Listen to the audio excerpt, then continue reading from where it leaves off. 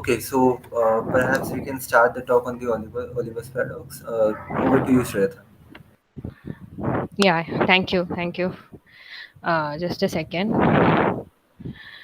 Uh, could you see my screen? Yes, yes, we can see. Yeah, Yes. yeah. One, sorry for the interruption. Could you please keep your microphone a bit away from your mouth? Like, there is a bit Okay, disturbance. okay. In Okay, case of so any doubts, one second. In case of any doubts, you can freely put it in the chat box and or perhaps ask towards the end. Thank you. yeah. Okay, so today we are going to speak about the Olbers paradox. The main question which is being addressed here is that why is the sky dark during the night?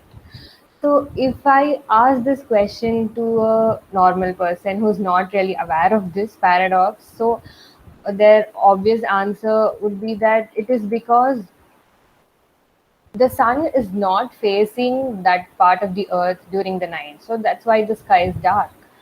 But really, there are so many stars in our galaxy, and there are so many galaxies in the universe which are much more brighter and which are much more bigger than the sun. So why is it still dark? Why is the space dark actually? So for example, if you are in the moon, even when the sun is directly facing you, you will still see darkness. This is because in the earth there is atmosphere which scatters the sunlight, and hence we are able to see blue sky during the day. So the right question that we should ask is why is the space dark predominantly? Yeah, as I said, there is an estimate of around 100 to 400 billion stars in our Milky Way galaxy and 100 to 200 billion galaxies in the universe as observed by us. So, shouldn't the sky be lit up with stars? Why is it dark? Why is it? Shreyata, hello. Yeah, I'm sorry for the interruption. I'm really sorry. Actually, could you please go for the full screen mode? I mean, yeah, presentation, if you are comfortable with it. Like, I'm sorry for the interruption. Yeah, yeah. thank you. Thank you. Thank you. So this was observed by a scientist called in 1823 Heinrich Wilhelm Olbers. So he told that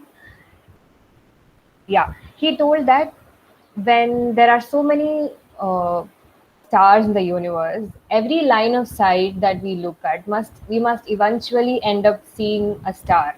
There shouldn't be darkness at all. It should be lit up. The space should be lit up. So if you're not really getting this, imagine you're standing in the middle of a very dense forest. So every line of sight of yours, you will eventually end up looking at a tree, right? So why is that we are not seeing stars at every side? Why is there darkness at all?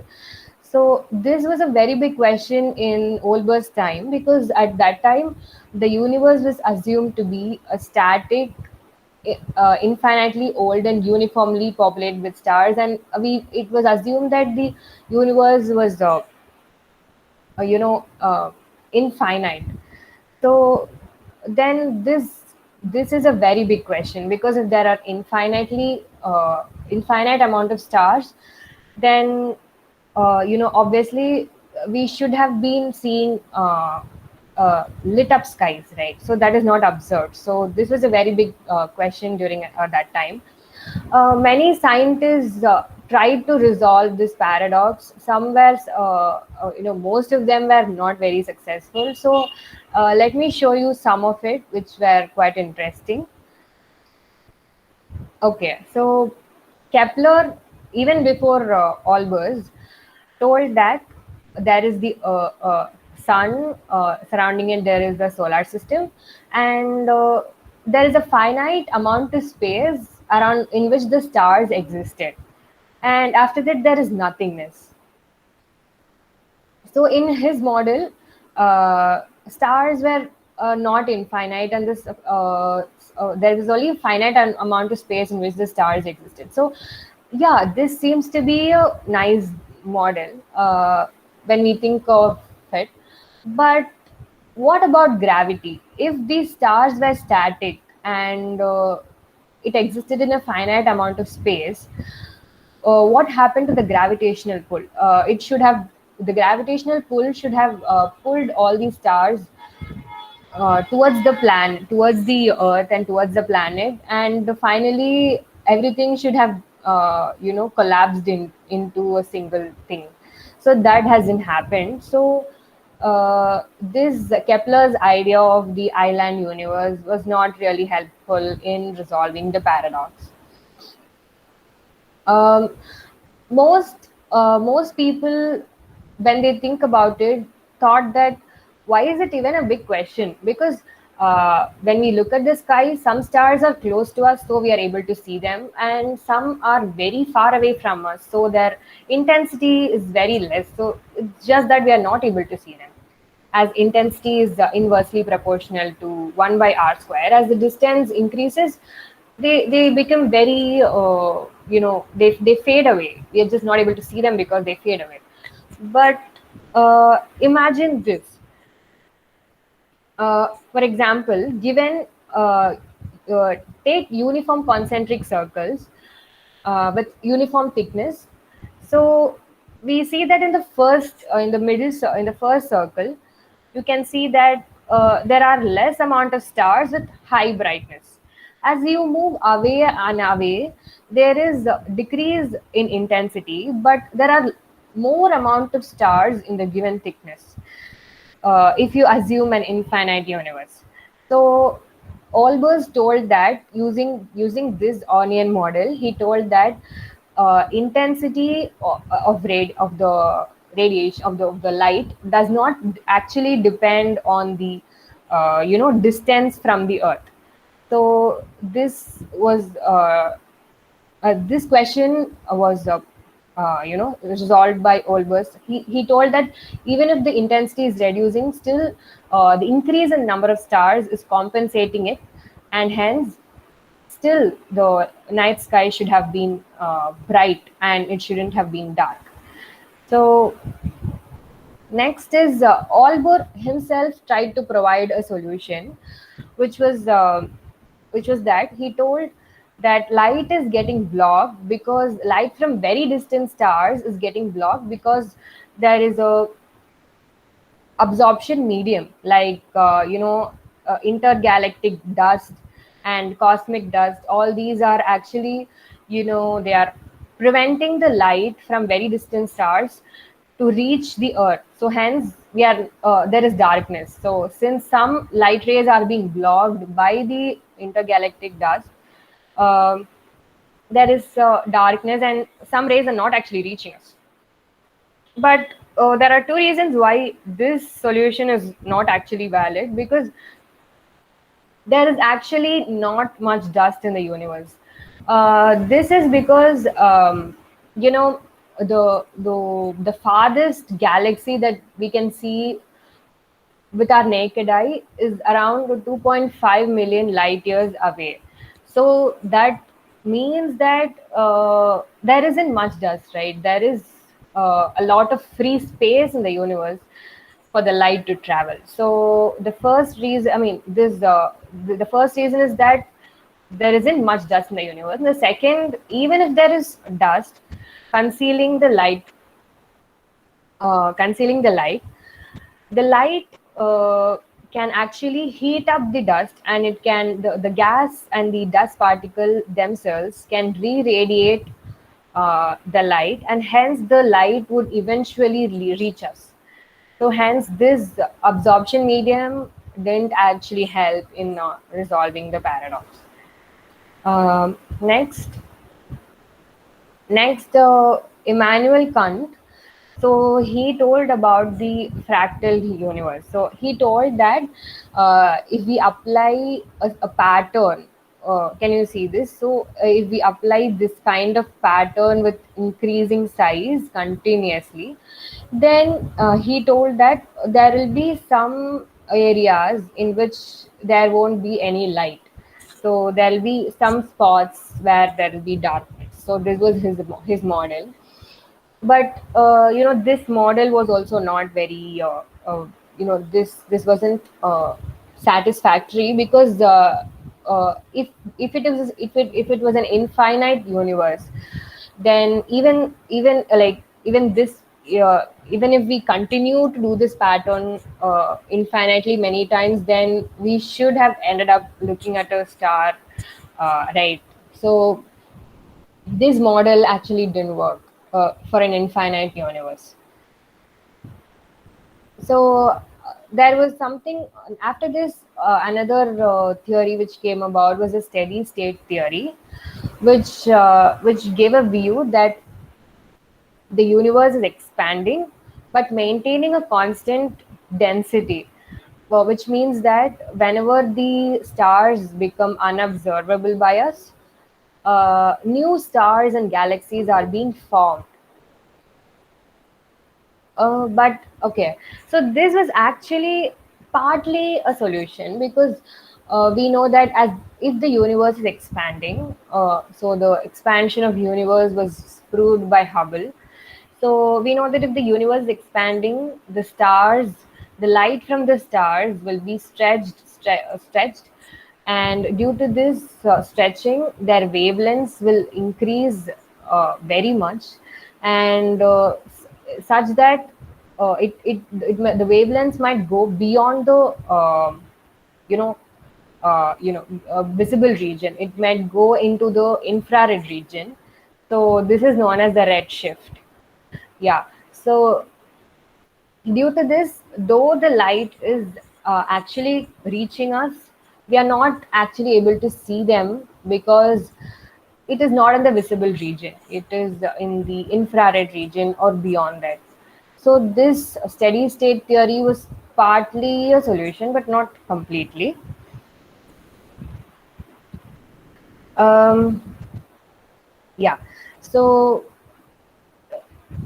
in 1950, in and around 1950s, two scientists observed, they actually detected radiations, microwave radiations, as noise in their radio telescope. This radiation was later discovered to be cosmic microwave radiations, which was actually constant all over the universe. This radiation was there everywhere. Any direction you check, there will be this cosmic microwave radiation. So, what is this cosmic microwave radiation? How is it related to Big Bang? And how did it help us to resolve the Olbers paradox? So, all of us know about the Big Bang model. It is the great explosion. Yeah. So, shortly after the Big Bang, the universe was very hot and dense. There was a very dense soup of photons and baryons. Baryons are photons and neutrons together. So after the Big Bang, few 100,000 years after the Big Bang, uh, when light, when matter started to form and light was, able to leap out into the space, everything was bright. Everything was bright and the as the surface of the star. So in all directions, there was brightness. So how did it change? How did this darkness come from? As the universe expanded, some matter condensed to form stars, and the other parts of the photonic soup, the photons extended that the wavelengths extended so much that initial visible light was stretched out and dragged to the wide end of the electromagnetic spectrum until they became microwaves. So this is called the cosmic microwave radiation. So let me tell it to you once again. So initially, after the Big Bang, everything was bright. As the universe expanded, some matter condensed to form stars, and others kept on expanding and expanding. Other light which was there in the universe, their wavelengths kept on expanding, that they ended up reaching the uh, most longest wavelength, which is present everywhere. That is the cosmic microwave background. So technically, Olbers, according to Olbers, was actually correct. It's just that we are not able to see them, but they're actually there. Like as microwave, they are actually there as microwave radiations. uh, who actually let us see who actually put forward this, and you would be actually surprised to know this. This was actually told by a poet. He told that so this was his poem. Okay, let me read it out. Where the succession of stars endless, then the background of the sky would present as an uniform luminosity like that displayed by the galaxy. Since there could be absolutely no point in all that background at which would not exist a star. The only mode, therefore, in which, under such a state of affairs, we could comprehend the voids with, which our telescopes find in innumerable directions would be by supposing the distance of the invisible background so immense that no ray from it has yet been able to reach us at all. That this may be so, who shall venture to deny? I maintain simply that we have not even the shadow of a reason for believing this is so. So, what he has meant by this is that. So, what I told about the cosmic microwave background is also only a part of the solutions. We saw that some of the matter condensed to form stars. So, are we able to see all the stars that has actually been formed? The answer is no, because after the Big Bang, some inflation occurred. The universe expanded so rapidly, much faster than the speed of light. So, you know that the Big Bang theory states that the universe was formed around 13.8 billion years ago. So, light has a finite speed.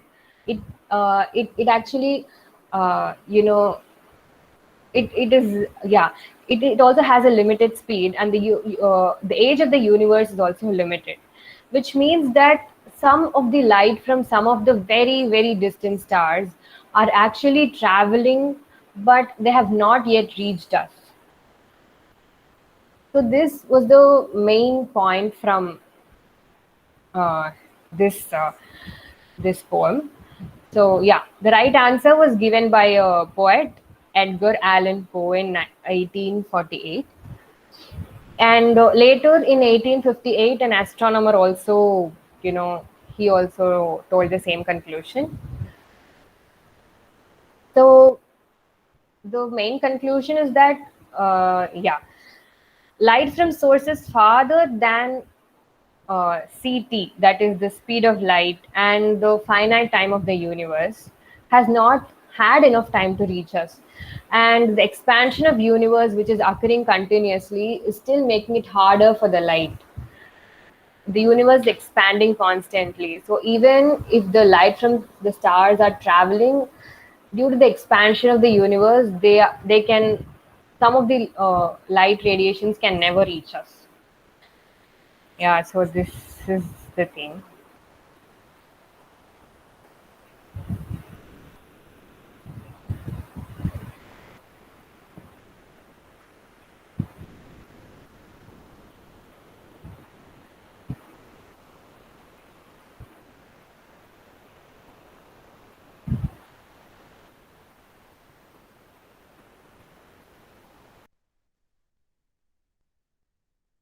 Yeah. Thank you, Shreyata. Does anyone have any questions? Okay. Sorry.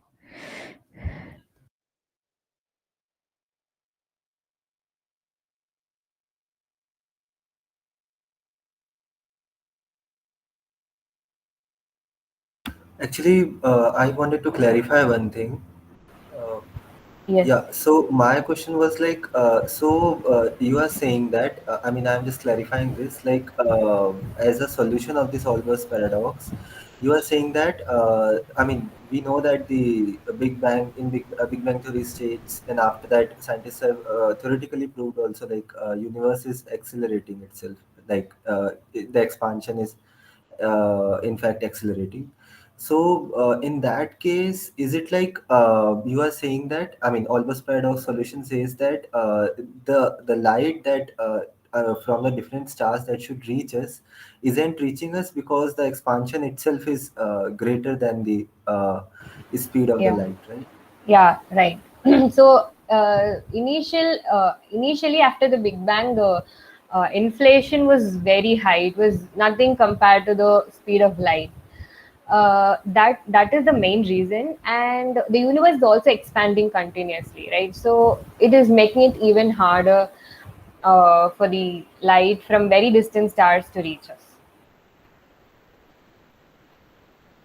No, but like the stars that are near us, like let's say sun itself, like that also like isn't I mean this light of the sun we can see, right? But the other stars that are present like that we can see through naked eye. Obviously, we can see through them because they are present at a finite distance, like that light is reaching us. So in that case, why isn't like it is illuminated there? Could you repeat your question? I'm saying that sun is very close to us. That's why we can during the daytime it illuminates whole of our sky. So in during the night time when we can see different types of stars and all those things in our sky, so obviously we can see them only because that light is reaching us. So then why they are not illuminating? Uh, the light is reaching us, but they are not, like, there are very less amount of stars in our observable universe. Like whatever we can see is very less. Uh, in the sense, there are so many stars which we cannot see, right? The universe, how do I tell? The the expanse of the universe is very big. It's nothing compared to what we can actually see. Can you understand?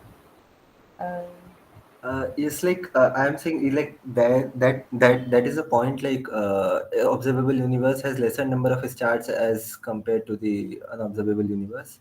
But in case of like observable, I mean my question is, it's like I mean let's take example of some constellations that we can observe in the night sky. So when let's say you are present in some less light pollution area, I mean where light pollution is less, then in that area you can clearly see the I mean the edge of the Milky Way because like our solar system is towards the edge. So in that case we can see so many stars and many things. So it means that that light is reaching us. So is it? I mean, I am doubting this in the sense that if this is the whole point that since the acceleration is larger than the rate of acceleration, I mean speed ct, that is lower than the actual expansion rate of the universe, then that makes sense only for those stars whose light hasn't reached us.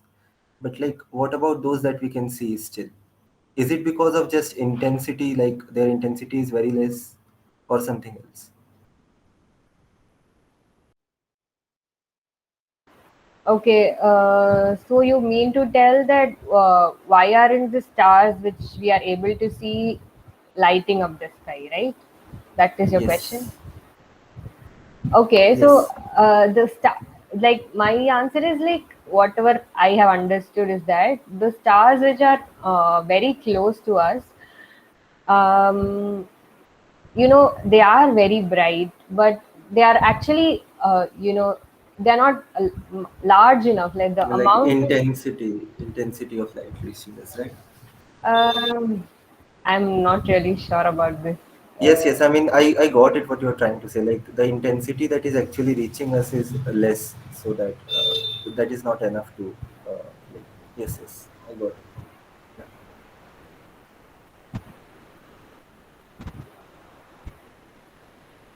Yeah. Like I wanted to add something interesting. Like we overall like we were all saying that the stars are like bright but not bright enough to illuminate the sky, right? um I think once upon a time, if you like I've read this before, that in the times of the yore, before we had Google Maps and we had compasses and stuff, travelers used to actually look at the sky, and like for to walk, for traveling and all. They used to look at the direction. They used to look at like which stars were there, where the moon was there, and that would sort of guide them in the direction that they wanted to go to. Yeah, this is just something I just thought of sharing. Yeah, like Yeah. Northern Star helps you like Hmm. always points towards the Yeah. north, so it helps in ship voyage. I've also heard of this. Yeah. Yeah. So it may not be bright enough. Yeah, one second. Some One second. No, It it's might fine. It's fine. it might also be because sun is very close to us, right? Yes, But yes, the stars are like they're not as close to us as the sun. So the yeah, exactly whatever you told. The intensity that we receive from each star is not as high enough to yes, illuminate our skies, I guess. yes, yes, yes. Okay, thank you. And one more thing we read, no, intensity is inversely proportional to the square of the distance. So larger Yeah. the Yes, distance, the intensity is bound to Yeah, be because less.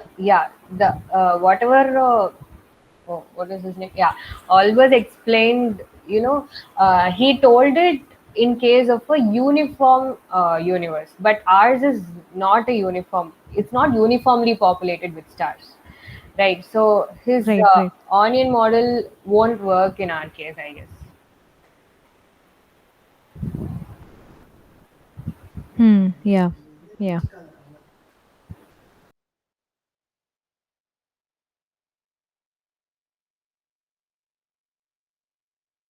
Yeah. Do we have any other questions? Any other thoughts that we want to discuss?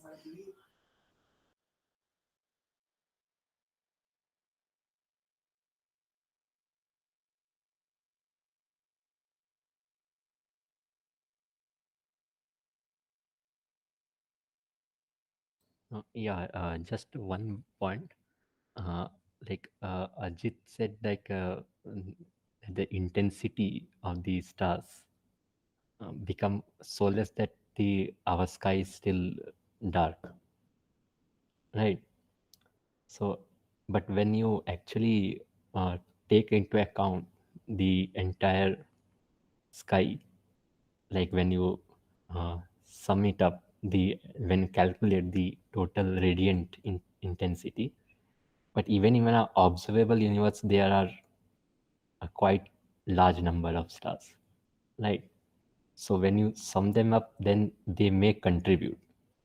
But maybe because, like as Shweta also said, that our universe is expanding in that explanation, and the light gets redshifted. Like the mic, it gets so, and the stars which are much farther away, they get much more redshifted, means into the microwave region. And is that because they become invisible? I mean, you are not able to see it because of the expansion. Yes, sir. That is also a part of the paradox. Yeah, that might also be the explanation. Okay. So means in our immediate neighborhood, we can definitely see the stars, but they are not enough to illuminate the sky. And which are much farther away, they are actually sufficiently redshift, Yeah. so they Yes. cannot illuminate our sky. Huh. Yes. Okay, thank you. Yeah. Thank you.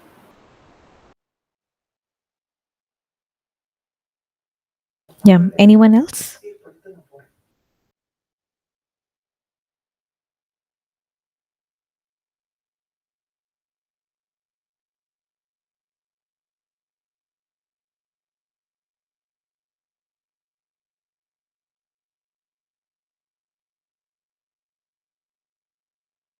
Yeah, I think we can conclude with this meeting. Thank you so much, Shreyata, for that Thank talk. you. Thank you so much. Yeah, it was really informative. Uh, so I think we'll end it here for today. See you on 24th for another paradoxical talk. uh, it's on Cloche's paradox. Yeah. Yeah. Thank you.